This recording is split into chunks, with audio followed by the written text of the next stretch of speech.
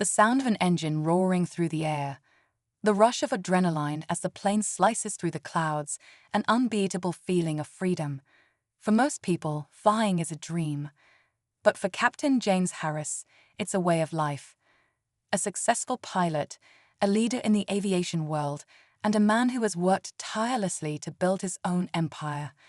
Little did he know, one fateful encounter with a police officer would change everything. A single moment of misunderstanding, a racist decision, would set in motion a series of events that could bring everything he built to the brink of destruction. It all started one quiet afternoon at the private jet terminal, a place usually reserved for the wealthy and influential. James had just landed his jet, eager to get back to his office, but his plans were about to be interrupted. The officer in question, Officer Martin, stood on the tarmac, arms crossed, his expression stern. He was used to handling routine security checks, but today something felt different. Maybe it was the fact that James, a successful black man, was the owner of the jet he had just landed. Or perhaps it was the officer's own biases that clouded his judgment. What happened next would shake James to his core and change his view of the world forever. Officer Martin approached the jet with an air of authority, but his eyes lingered on James for far too long. "This your jet?" he asked, his voice dripping with suspicion. James, a man of dignity, didn't flinch. He nodded calmly, explaining he was the owner of not just the jet, but the entire aviation company that operated it. But the officer wasn't convinced. There was something about James that bothered him. Maybe it was his success, his confidence, or the fact that he didn't fit the stereotype of a pilot in the officer's mind. Whatever it was enough for him to take action. Without any reason or explanation, Officer Martin insisted on taking James into custody. He seized the jet, claiming it was part of an investigation. The audacity of it, the complete disregard for James' rights. The officer didn't know who he was dealing with, and in his mind, this was just another routine arrest. But James knew better. As the handcuffs clicked into place and the officer began to escort him off the tarmac, James realized this wasn't just a misunderstanding. It was something much more dangerous. The officer, blind to the power and influence James held, was about to learn a lesson he would never forget. But this wasn't just about one man's unjust arrest. This was about a system that, time and time again, has failed to see the full story. A system that assumed James was a threat simply because of the color of his skin. A man who had worked for everything he had, only to be reduced to a stereotype. And now his whole company, his legacy, was at risk. As James sat in the back of the police car, his mind raced. He knew the battle ahead would be long, but he wasn't about to back down. His company, built from the ground up, was about to become the battleground. And as for Officer Martin, he would soon realize that James Harris wasn't just a pilot. He was a force to be reckoned with. But would it be enough? Could he fight the system that was stacked against him? The questions lingered in the air like the engine's hum as the car sped toward the station. This was just the beginning. James wasn't going to let this go.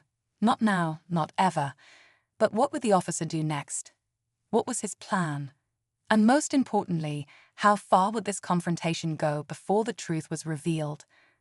Stay tuned, because the story of how one racist decision changed everything is just beginning. What happens next will leave you speechless. The police car rumbled along the narrow road, its engine a steady hum in the otherwise quiet afternoon. James sat silently in the back, his mind still reeling from the events that had unfolded just moments before. The shock of being arrested, of having his rights stripped away, felt like a heavy weight pressing down on his chest. How had it come to this? He had spent years building his aviation company, earning every bit of respect and success he had, and yet here he was, in the back of a police car, handcuffed like a criminal. James had always known the world could be unfair. He had experienced the subtle discrimination many black professionals faced, raised eyebrows in meetings, the occasional question about how he had achieved his success, or worse, the assumption that he was somehow out of place. But he never imagined it would go this far. This wasn't just a passing insult or microaggression. This was an assault on his very identity, his hard-earned success, and the company that had become his pride and joy. He thought back to the years he had spent building Harris Aviation. What started as a small flight school had grown into a multi-million-dollar business with a fleet of jets, offering private charters, cargo services, and flight training. He had faced countless obstacles along the way: skepticism, financial struggles, and even personal losses. But nothing had ever stopped him from pushing forward. It wasn't just about the money. It was about proving to the world and to himself that he could succeed on his terms. But now it seemed as if all that hard work could come crashing down in an instant. The officer, Officer Martin, had no idea who he was dealing with. James wasn't just some random pilot. He was the owner of a successful business, a man who had made it against all odds. And yet, in the eyes of this officer, his success meant nothing. The mere fact that he was black seemed to cloud the officer's judgment, twisting the situation into something it wasn't. James tried to steady his breathing as the car turned into the police station's parking lot. He had to stay calm, focused. If he let his anger take over, it would only make things worse. He had learned long ago that he had to work twice as hard to prove himself in a world that didn't always want to see him succeed. And now he would have to fight even harder to reclaim his freedom, his dignity, and his company. The officer, who had been mostly silent during the drive, parked the car and got out without a word. James was led into the station, his hands still cuffed behind his back. He could feel the eyes of the officers on him as he was escorted down the hallway. Some of them stared, others whispered, but none of them dared to speak directly to him. He had seen it before, the way people treated you when they assumed you didn't belong. The way they looked at you with suspicion, as if you were a threat simply because of the color of your skin. As they reached a small holding cell, James was shoved inside without ceremony. The cold, concrete walls did nothing to soothe the gnawing feeling in his stomach. He couldn't help but wonder how long it would take for someone to realize the mistake that had been made. How long would it take for the truth to come out? His phone, his only connection to the outside world, had been taken from him, leaving him helpless. Time seemed to stretch on endlessly. Minutes bled into hours, and still, no one came to speak to him. He could only sit and think about the bigger picture. What was Officer Martin's endgame?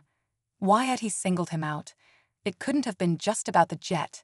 There had to be something more. James couldn't shake the feeling that this was no random encounter. The officer's behavior, his quick assumption, his refusal to listen, suggested something deeper, something more personal. Back at the airport, the situation was unfolding in ways James couldn't have predicted. Word had already begun to spread about the arrest. His employees at Harris Aviation were in disbelief, trying to piece together what had happened. When one of his senior pilots, Marcus, heard the news, he immediately called James' assistant, hoping to get some clarity. But all he got was an empty line. James's phone had been confiscated. Panic began to set in as the employees tried to contact local authorities, but the responses were vague and unhelpful. Meanwhile, Officer Martin had returned to the scene, his mind still buzzing with the events of the afternoon. He had never been the type of cop to second-guess his decisions, but something about this situation felt off. He had followed protocol, he had seen the man's expensive jet, and assumed he was just another rich businessman trying to take advantage of the system. But as he walked around the hangar, his eyes catching glimpses of Harris Aviation's fleet of aircraft, a nagging thought began to grow. What if he had made a mistake? What if the man he had arrested was more than just a passenger on one of those planes? What if he had just arrested the owner? As Officer Martin walked past the hangar office, he caught a glimpse of a plaque on the wall, *Harris Aviation, founded by James Harris, CEO *. His heart skipped a beat. The realization hit him like a freight train. The man he had arrested, James Harris, wasn't just some pilot. He was the head of one of the most successful aviation companies in the region. The officer's stomach twisted as he thought about the mess he had created. Back at the police station, James was beginning to lose his patience. He had been through enough. He had fought to get where he was, And he wasn't going to let some racist officer derail everything he had built. He knew he needed help, but who could he turn to? His attorney, Rachel, would have already heard about the arrest. She was tough, relentless, and more than capable of handling this, but even she might struggle against the sheer force of the system. James had no doubt she would come for him. James sat in the holding cell, his mind racing. He had never felt so helpless in his entire life. He could feel the weight of the situation pressing down on him, suffocating him. It wasn't just about the arrest anymore. It was about everything he had worked for, the company, the people who depended on him, and the dream he had fought so hard to make a reality. It all seemed so fragile now. One racist officer's decision had the potential to shatter everything. James leaned his head back against the cold, concrete wall, trying to steady his breathing. He thought of his employees, Marcus, the senior pilot who had been with him since the beginning, Michelle, the operations manager who had helped him navigate the early days of the business, and the dozens of others who had put their faith in him. They had all believed in him, believed in Harris Aviation, and now they were probably in a state of panic, unsure of what to do or who to turn to. James could only hope they would stay calm, that they would continue to keep things running until he could fix this mess. His thoughts were interrupted when the door to the holding cell opened. A uniformed officer stepped in, his face hard, his eyes unreadable. "You're being transferred," he said flatly, without offering any explanation. James didn't argue. He had learned long ago that the system wasn't interested in fairness. It operated on its own terms, and right now, he was at the mercy of it. As James was escorted to another room, he couldn't help but feel a growing sense of dread. His phone had been taken, and there was no way for him to communicate with his team. No one knew where he was, and with the arrest being so high profile, it wouldn't be long before the media caught wind of it. The idea of his name being dragged through the mud made him sick. He had built his reputation from the ground up, and now, in an instant, it could all be torn apart. Back at the airport, Marcus was trying his best to keep the business running, but the uncertainty was unbearable. He had spent hours trying to get in touch with James, but every call went unanswered. The tension among the staff was palpable. Whispers spread like wildfire, and it wasn't long before rumors started to surface. Some said it was a misunderstanding, that James had simply been caught in a routine check. Others weren't so sure. They knew the world they lived in, the world that often treated them as invisible or less than. The possibility that this arrest had something to do with racism was impossible to ignore. Michelle, the operations manager, was no stranger to the politics of the aviation industry. She had seen firsthand how people with power tried to control the narrative, how the rich and influential could manipulate situations to their advantage. She knew James wasn't just any pilot. He was a businessman, an owner, and a leader. But no one outside their world saw him that way. To the public, he was just another black man with money. She feared that the arrest wasn't just a simple mistake. She feared there was something more sinister at play. As the hours dragged on, Officer Martin found himself unable to shake the unease growing in his gut. He had always prided himself on his professionalism, but something about this case gnawed at him. He had done his job, right? He had seen a man who didn't belong in his world, who didn't fit the profile of someone who could own such an expensive jet. He had acted on instinct, but now that instinct felt wrong. His thoughts turned to the plaque he had seen at the hangar, the one that read *Harris Aviation, founded by James Harris, the CEO *. The realization that he had arrested the owner of the company hit him hard. What had he done? Back at the station, James was finally led into a small interrogation room. The officer who had brought him in motioned for him to sit. His hands were still cuffed behind his back, the uncomfortable position making it difficult to stay still. The room was stark and cold, the fluorescent lights buzzing above his head. There was no warmth here, no sense of comfort, just the harsh reality of a situation that was rapidly spiraling out of control.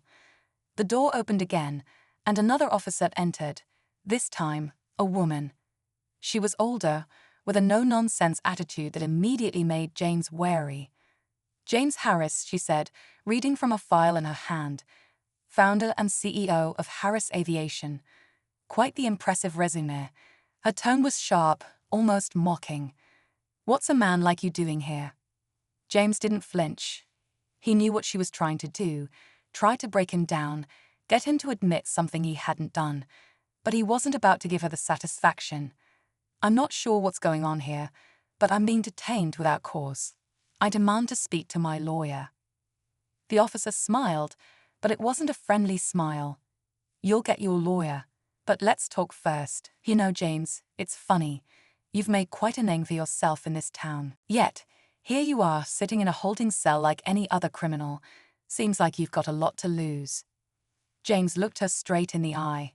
I haven't done anything wrong. You've made a mistake, and I intend to have it corrected.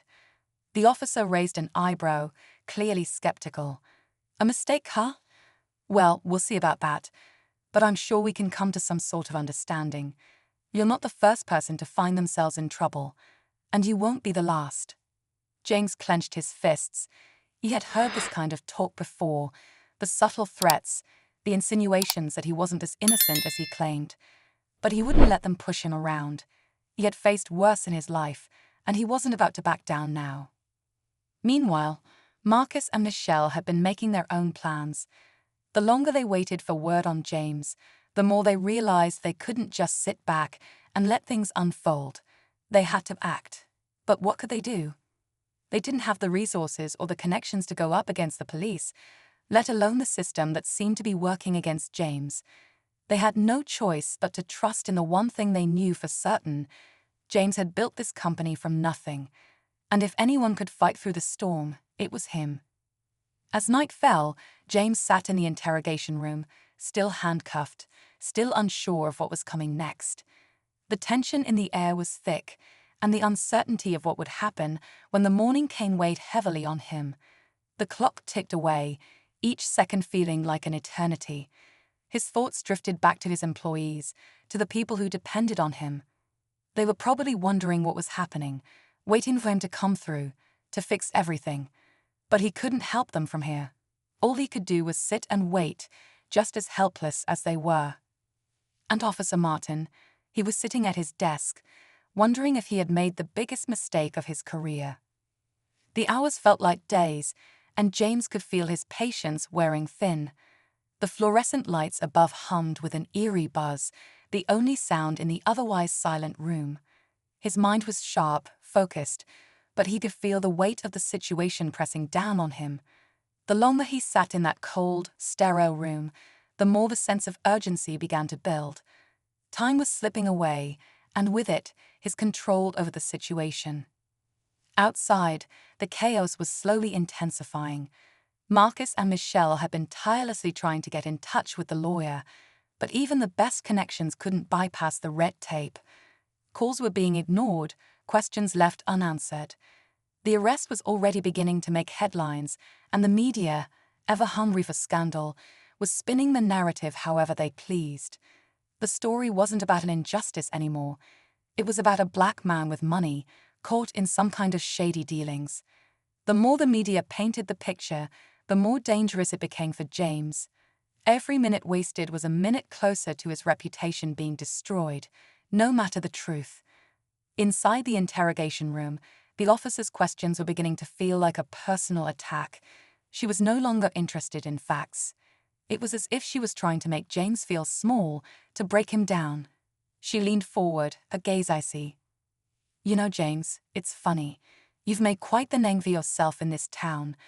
But, like all those who climb too high, you must know, there's always someone looking to tear you down. She leaned back in her chair, watching him carefully.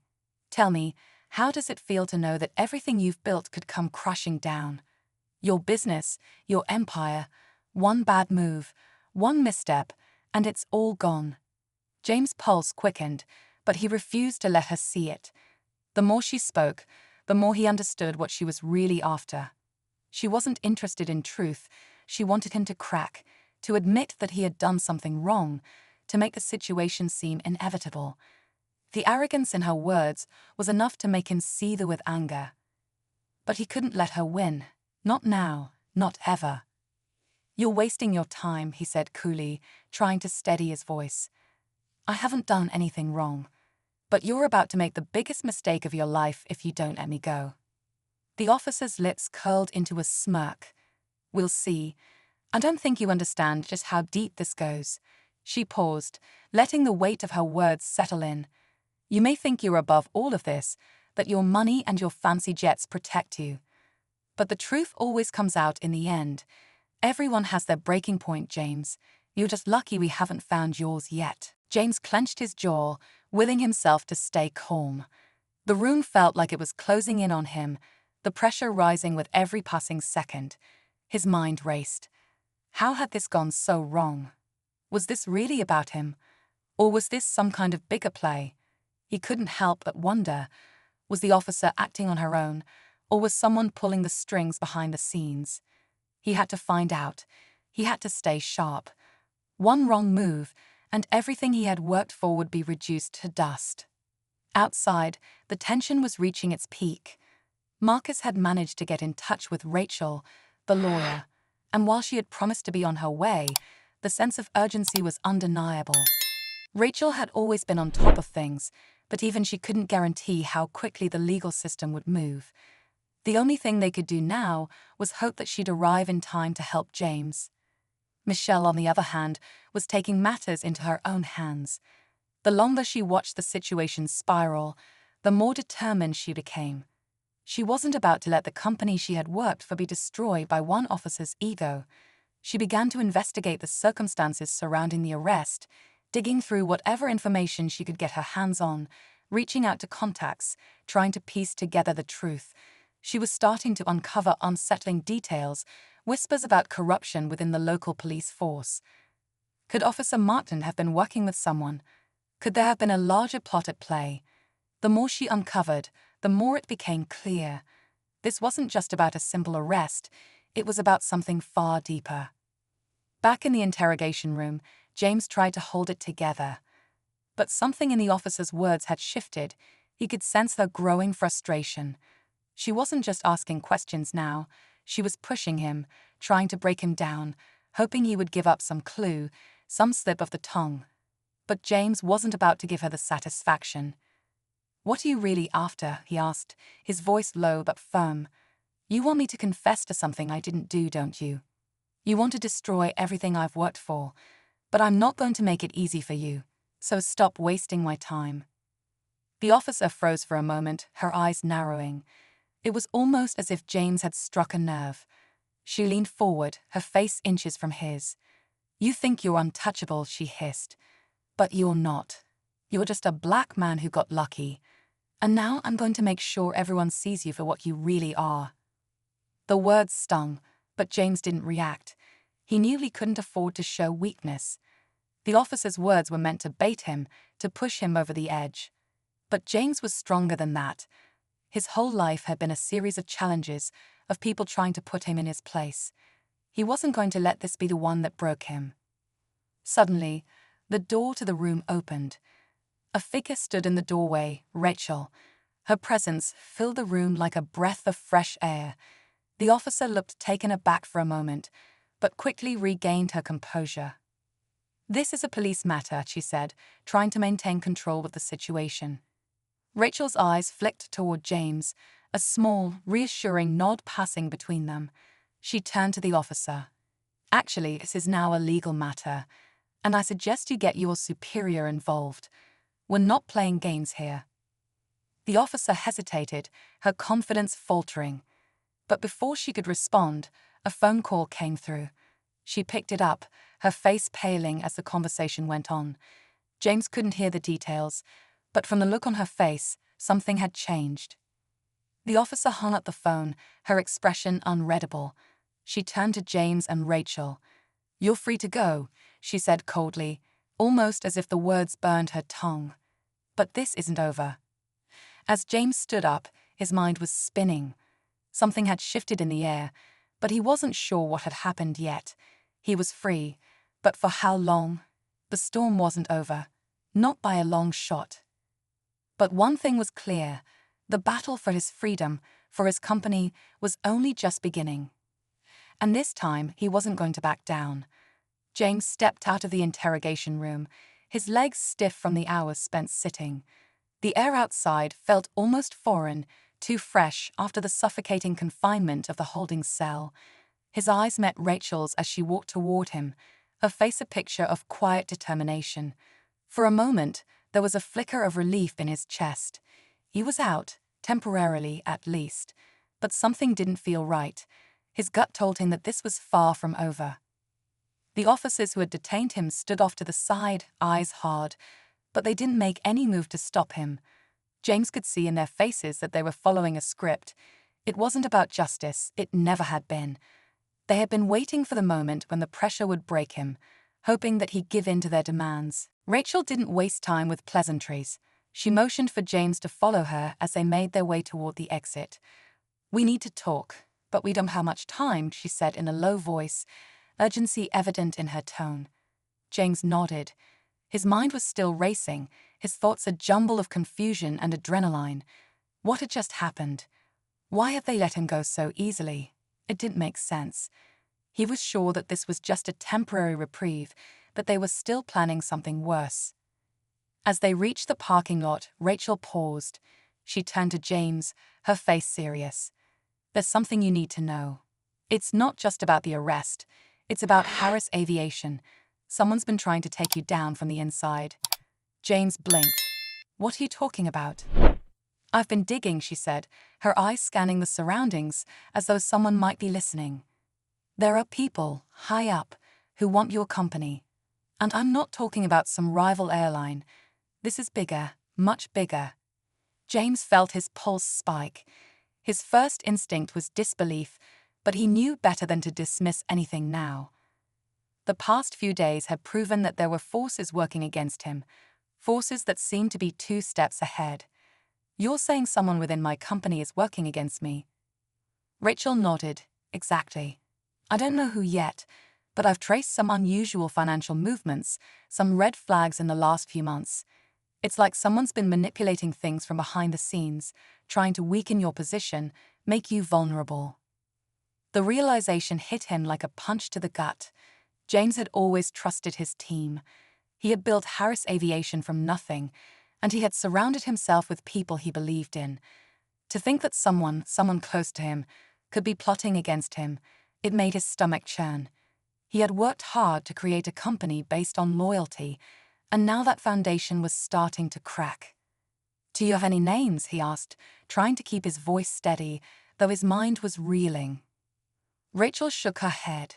"I'm still working on it, but the timing is too perfect. You were arrested, the media storm started, and in all the chaos, someone thought they could make a move." She paused, her eyes narrowing as if putting pieces together in her mind. "I think they were waiting for you to fall, James, and now that you're out, they're going to escalate things." A chill ran down James' spine. It was one thing to face an enemy who was open about their intentions, but to realize that someone in his own orbit was playing a dangerous game, it felt like betrayal at the deepest level. He couldn't afford to let his guard down, not now. He had to find out who was behind this, and stop them before it was too late. "Do you think they're the ones who set this whole thing up?" he asked, his mind jumping to the arrest, the way it had been handled. The question burned in his mind. Could this have all been part of a larger plan to destabilize him, to ruin his reputation? Rachel didn't answer immediately. She glanced around once more, then leaned in closer. "I think it's possible. The arrest wasn't a coincidence. Someone knew exactly how to push your buttons, to make you seem like the villain in all of this. It could have been anyone, an insider, a competitor with influence, or even someone with a vendetta. But the arrest was just the beginning. They want to take everything from you." James' mind whirled. The realization that his enemies might be closer than he had thought was terrifying. Who could he trust now? He had built Harris Aviation with a team of loyal people, at least he thought he had. But now, the ground under him felt unsteady, uncertain. Every phone call, every meeting, every whisper in the hallway suddenly felt like a potential betrayal. Rachel's voice pulled him back to reality. "James, we don't have much time." They'll be watching your every move from now on. We need to find out who's behind this before they strike again, and we need to act fast. But just as the words left her mouth, James' phone buzzed in his pocket. It was an unknown number, the area code unfamiliar. He hesitated before answering, but something in the pit of his stomach told him this was important. He answered the call, keeping his voice steady. "Hello." There was a pause on the other end, followed by a deep, gravelly voice. "James Harris?" the voice asked, the tone calm but dripping with menace. "Who's this?" James asked, his pulse quickening. This wasn't a friendly call, he could tell that much. "You don't know me, but I know you," the voice said. "I know everything about you, about your company, about your life. And I think you're about to lose it all." The line went dead before James could respond. His heart pounded in his chest, his mind racing with fear and confusion. Who had just called him? What did they mean by lose it all? Was this another part of the plan to destroy him? James felt his pulse spike. His first instinct was disbelief, but he knew better than to dismiss anything now. The past few days had proven that there were forces working against him, forces that seemed to be 2 steps ahead. "You're saying someone within my company is working against me?" Rachel nodded. "Exactly. I don't know who yet, but I've traced some unusual financial movements, some red flags in the last few months. It's like someone's been manipulating things from behind the scenes, trying to weaken your position, make you vulnerable." The realization hit him like a punch to the gut. James had always trusted his team. He had built Harris Aviation from nothing, and he had surrounded himself with people he believed in. To think that someone close to him, could be plotting against him, it made his stomach churn. He had worked hard to create a company based on loyalty, and now that foundation was starting to crack.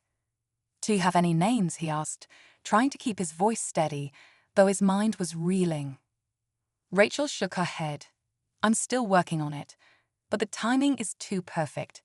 You were arrested, the media storm started, and in all the chaos, someone thought they could make a move." She paused, her eyes narrowing as if putting pieces together in her mind. "I think they were waiting for you to fall, James. And now that you're out, they're going to escalate things." A chill ran down James' spine. It was one thing to face an enemy who was open about their intentions, but to realize that someone in his own orbit was playing a dangerous game. It felt like betrayal at the deepest level. He couldn't afford to let his guard down, not now. He had to find out who was behind this, and stop them before it was too late. "Do you think they're the ones who set this whole thing up?" he asked, his mind jumping to the arrest, the way it had been handled. The question burned in his mind. Could this have all been part of a larger plan to destabilize him, to ruin his reputation? Rachel didn't answer immediately. She glanced around once more, then leaned in closer. "I think it's possible. The arrest wasn't a coincidence. Someone knew exactly how to push your buttons, to make you seem like the villain in all of this. It could have been anyone, an insider, a competitor with influence, or even someone with a vendetta. But the arrest was just the beginning. They want to take everything from you." James' mind whirled. The realization that his enemies might be closer than he had thought was terrifying. Who could he trust now? He had built Harris Aviation with a team of loyal people, at least he thought he had. But now the ground under him felt unsteady, uncertain. Every phone call, every meeting, every whisper in the hallway suddenly felt like a potential betrayal. Rachel's voice pulled him back to reality. "James, we don't have much time. They'll be watching your every move from now on. We need to find out who's behind this before they strike again, and we need to act fast."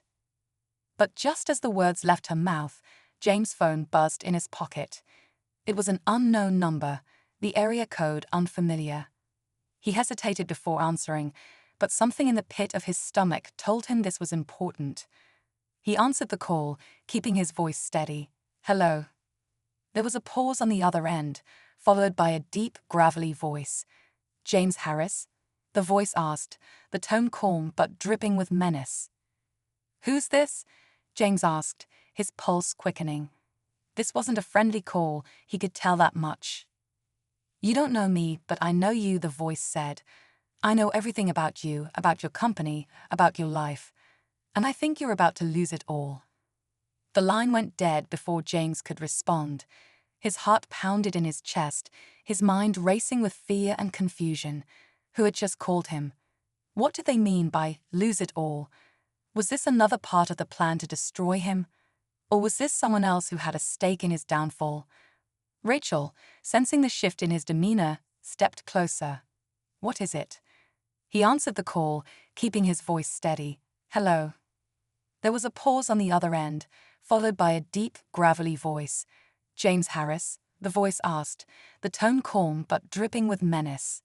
Who's this? James asked, his pulse quickening. This wasn't a friendly call, he could tell that much. You don't know me, but I know you, the voice said. I know everything about you, about your company, about your life. And I think you're about to lose it all. The line went dead before James could respond. His heart pounded in his chest, his mind racing with fear and confusion. Who had just called him? What did they mean by lose it all? Was this another part of the plan to destroy him? Or was this someone else who had a stake in his downfall? Rachel, sensing the shift in his demeanor, stepped closer. What is it? They exchanged a look, both of them realizing the same thing. This was no longer just about a company takeover. This was about something far more dangerous. Carl wasn't just playing for business, he was playing for power, and he was willing to destroy James, everything he had built, to get it. But just as the weight of this realization settled in, the office door burst open. Carl Donovan stood in the doorway, his face a picture of smug triumph. Behind him, two men, his hired muscle, loomed like shadows. Carl's gaze locked on James, his lips curling into a grin. Did you really think you could uncover everything, James? Carl sneered, stepping forward. You've been nothing but a pawn in this game. James' mind raced, every instinct screaming that this was it, that Carl was about to finish what he had started. But in that moment, something inside him snapped. He wasn't going to let Carl take everything from him, not after everything he had worked for, not after the betrayal, not after the fear, the doubt, the chaos. Get out of my office, Carl, James said, his voice cold but steady. You've already lost. Carl laughed, a sharp, bitter sound. You really think you have control here? You're nothing without me. You always were. He turned to his men, signaling them to move closer. But before they could take a step, the sound of sirens blared outside, growing louder with each passing second. Rachel's eyes widened. The police are here. They're not on Carl's side. Carl's confident smirk faltered for just a moment, but it was enough. What are you? He never finished his sentence. Just as he turned to face the door, a dozen uniformed officers rushed into the room, led by Officer Martin, the same officer who had tried to break James earlier. Carl's expression shifted from smug to panic as Officer Martin stepped forward. Carl Donovan, you're under arrest for conspiracy, embezzlement, and multiple counts of fraud, she declared, her voice unwavering. James stood frozen for a moment, his heart pounding in his chest. The sudden turn of events was almost too surreal. Had it really come to this? Had Carl been caught? Had he been working with the authorities all along? Before Carl could react, he was cuffed and dragged out of the office, his protests filling the air. But James barely heard him. All he could do was stare at the chaos that had unfolded in his own business. The conspiracy had been exposed. The man who had betrayed him had been caught. For a moment, everything seemed right again. But as Carl was escorted away, Officer Martin turned to James, her expression unreadable. This isn't over, she said quietly. We've only scratched the surface. James felt the coldness of her words seep into his bones. The victory was bittersweet. Carl had been taken down, but the game was far from finished. The twists, the lies, the betrayals. He realized now that this was just the beginning. Harris Aviation had been saved, but the war for control was far from over. And as James watched Carl being led away, he knew one thing for certain: he would fight for his company until his last breath. The game was far from over. The aftermath of Carl's arrest was still settling in when James returned to his office. The officers had left, taking Carl and his accomplices with them, but the weight of what had just happened hung in the air like a thick fog. The company was safe for now. The insidious plot to take it down had been thwarted, but the damage had been done. James knew it wasn't going to be easy to move on from this. The betrayal of someone he had trusted, someone he had called a friend, wasn't something that could be easily erased. Rachel stood beside him, her expression softening as she watched him take in the scene. She had been with him every step of the way, and though she had always believed in his strength, even she knew how much this would change him. "You okay?" she asked, her voice low. James took a deep breath, looking around the office one last time. His empire, the thing he had built from the ground up, was still intact, but at what cost? "I don't know," he replied honestly. "I don't think I'll ever be the same after this. I trusted Carl. I thought he was part of my family." Rachel nodded. "That's the hardest part. When you put your trust in someone, only for them to turn on you, it changes everything." For a moment, neither of them spoke, the silence between them filled with the weight of those unspoken words. But James had never been one to dwell on the past for long. "I still have a company to run," he said finally, his voice firm. "I still have a vision for this business. That's what matters now." Rachel smiled, her admiration for him growing. "I knew you wouldn't let this break you." James gave a small, rueful laugh. "I think I've been broken a few times already. But I'm not going to let this be the end. Not for me, not for Harris Aviation." The road ahead wasn't going to be easy. There were legal battles to fight, the reputation of his company to rebuild, and trust to be regained, both from his employees and from the public. Carl's actions had shaken the foundations of Harris Aviation, and it would take time to heal those wounds. But James was determined. He knew what needed to be done, and he wasn't about to back down now. He had fought too hard, lost too much, to let it all slip away. The next few weeks were a whirlwind of meetings, legal procedures, and media coverage. Carl's arrest had made national headlines, and Harris Aviation was once again the talk of the town. But this time, it was for the right reasons. The truth about the conspiracy, the embezzlement, and the manipulations had come to light, and James had emerged as the victim of a plot that almost destroyed everything he had worked for. But as the dust settled, James realized something even more profound. The experience had taught him lessons that went beyond business. He had learned who he could trust, who would stand by him when the world was against him. He had learned the hard way that no matter how much success you achieve, there will always be forces trying to tear you down, to challenge your place at the top. But those challenges, those betrayals, could also make you stronger, if you were willing to fight for what mattered. One morning, as James sat at his desk, going over the company's recovery plan, Rachel walked in, her usual determined look softened by a hint of excitement. "James, there's someone here to see you. They say they have a proposal, something that could help turn things around even faster."